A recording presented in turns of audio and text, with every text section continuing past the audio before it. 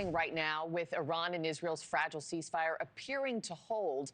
President Trump is all business at the NATO Leaders Summit in the Netherlands right now.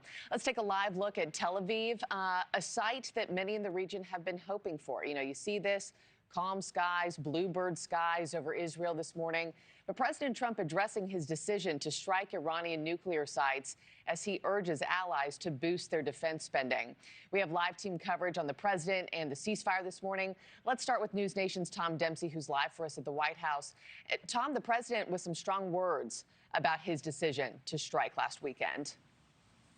That's right. Good morning from the White House, Markie. Look, President Donald Trump voicing confidence this morning about his decision to bomb Iran, saying it set back the country's nuclear program in the Middle East. But ahead of a busy day of meetings at this NATO Leaders Summit in the Netherlands, President Trump saying that if Iran decides to rebuild its nuclear program, the U.S. would strike again. Take a listen. This was a devastating attack, and it knocked them for a loop. And, you know, if it didn't, they wouldn't have settled.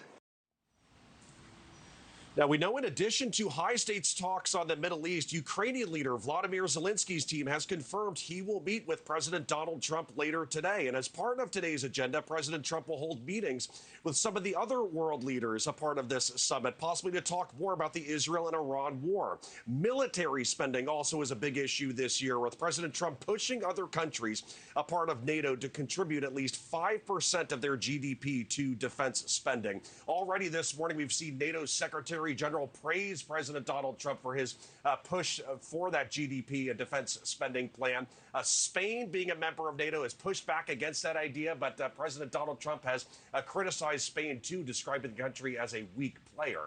Markie? Yeah, the president continuing to not mince words this morning early at NATO. What about back here at home, Tom? I mean, how's Congress responding to the attack on Iran's nuclear facilities?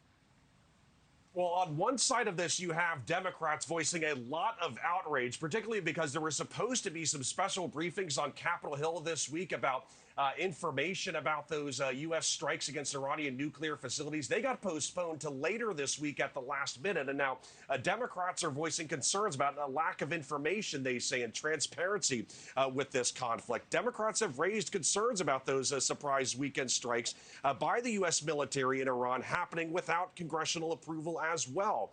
Some of them want to know much more about the exact damage to Iran's nuclear program. The president's team, though, this morning saying and voicing confidence about the impact of those strikes. The conversion facility, which you can't do a nuclear weapon without a conversion facility. We can't even find where it is, where it used to be on the map. You can't even find where it used to be because the whole thing is just blackened out. It's gone. And regarding those special briefings, the Senate will have its special briefing on Thursday, while the House will have its own on Friday. One source telling NewsNation that the reason for that postponement was so Secretary of Defense Pete Hegseth and Secretary of State Marco Rubio can attend those briefings.